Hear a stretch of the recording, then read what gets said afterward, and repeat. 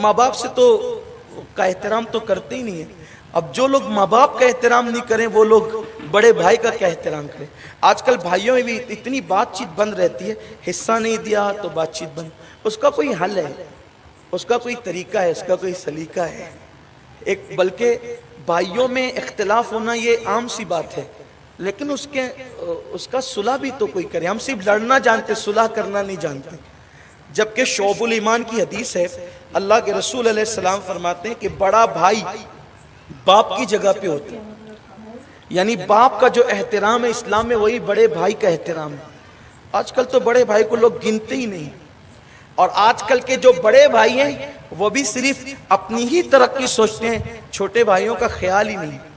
हुजूर अलैहिस्सलाम की बहुत प्यारी सी हदीस है, जब मैं ये पढ़ता हूँ ईमान झूम उठता है। हुजूर फरमाते हैं लंबी उम्र, अगर किसी को लंबी उम्र चाहिए, अगर किसी को दौलत चाहिए, अगर किसी को बुरी मौत से बचना है, उसको चाहिए कि वो अपने रिश्तेदारों के साथ सिला रहमी करे, यानी अपनी कमाई भी दौलत से अपने भाइयों को कभी ख्याल करे, अपनी बहनों का भी ख्याल करे। और याद रखना किसी सदक़े पर उतना अज्र नहीं मिलता जितना अपने खून के रिश्तेदारों पे खर्च करने पे अज्र मिलता है। ये बहुत बड़ा अल्लाह के रसूल सल्लल्लाहु अलैहि वसल्लम की तरफ से इनाम और इकराम है, रिश्तेदारों के साथ उसने सलूक। इसीलिए तो ईद के मौके पर रिश्तेदारों से मिलना, इसी तरह शबे बारात के मौके पर रिश्तेदारों से मिलना, इसी तरह बकरीद के मौके पर गोश्त का एक हिस्सा रिश्तेदारों के लिए मखसूस कर देना। आइए, बहुत हसीन सी बात याद आई मुझे, जब फतेह मक्का के दिन 10,000 सहाबा का लश्कर लेकर अल्लाह के रसूल फातह मक्का की हैसियत से मक्के में दाखिल हुए आकाए करीम सल्लल्लाहु अलैहि वसल्लम, तो मक्के का कोई घर ऐसा नहीं था जो अल्लाह के रसूल के लिए न खुला हो। बड़े बड़े सरदार आज सरनिगू थे, बड़े बड़े तकब्बुर करने वालों की गर्दनें झुक गई थी, और मेरे आका फातह मक्का बनकर मक्के में दाखिल हो रहे फातिहाना शान से। 10,000 का लश्कर है।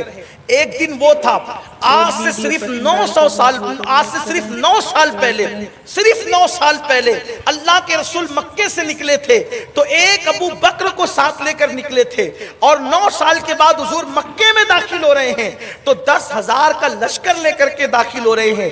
कोई कहता है हुजूर मेरे घर आए, हुजूर मेरे घर आए, हुजूर मेरे घर आए। अल्लाह के रसूल फरमाते हैं आज मैं अपनी बहन, मेरी चचाजाद बहन उम्मे हानी के घर जाऊंगा। क्या वजह है? क्या वजह है? इसलिए कि वहां उस वक्त रिश्ते में इतना करीबी और किसी का घर करीब नहीं था, तो हुजूर अलैहिस्सलाम ने सरदारों के घर जाने की बजाय अपने रिश्तेदारों के घर जाना पसंद किया। जुमला याद रखें, सरदारों के घर जाने की बजाय हुजूर ने रिश्तेदारों के घर जाना पसंद किया।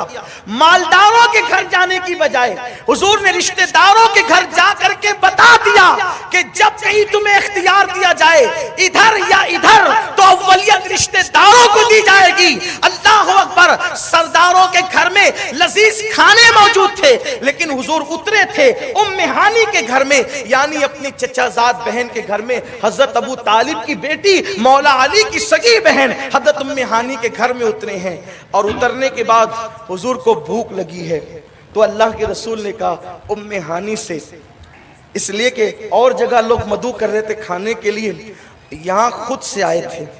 उम्मे हानी से कहा उम्मे हानी घर में खाने के लिए कुछ है? फातह मक्का की शान देखो, मक्के का फातेह 10,000 का लश्कर लेके कायदुल मुरसलीन अल्लाह के घर में दाखिल हुआ है। खाने मौजूद है, लेकिन रिश्तेदारी का एहतराम कितना है। खुद से आए, कहते हैं कुछ है घर में?